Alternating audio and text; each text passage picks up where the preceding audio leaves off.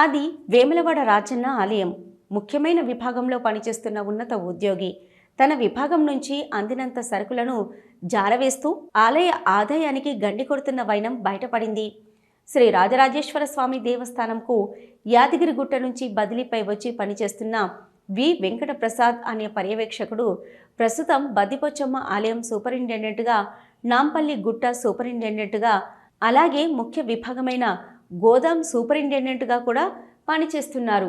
మధ్యాహ్నం 1 గంట సమయంలో తన దగ్గర పనిచేసే లేబర్ ద్వారా గోదాం నుంచి సరుకులు తన సొంత కారులో దర్జాగా తరలిస్తున్న దృశ్యాలు వైరల్ అవుతున్నాయి. ఇది మొదటిసారి కాదని, గోదాం సెక్షన్కి వచ్చినప్పటి నుంచి తన కింది స్థాయి సిబ్బందిని నయానా భయానా బెదిరించి సామాన్లు జారవేస్తుంటాడన్న విమర్శలు ఉన్నాయి. గతంలో యాదగిరిగుట్టలో కూడా ఇలాంటి సంఘటనలకు పాల్పడ్డారని, ప్రస్తుతం వేములవాడకు బదిలీపై వచ్చిన ఉన్నతాధికారులు అండదండలు ఉన్నాయన్న ధీమాతో తాను ఆడిందాటగా పాడింది పాటగా అతడి చర్యలు ఉంటున్నాయని, సదరు ఉద్యోగిపై విచారణ చేపట్టి చర్యలు తీసుకోవాలని పలువురు డిమాండ్ చేస్తున్నారు.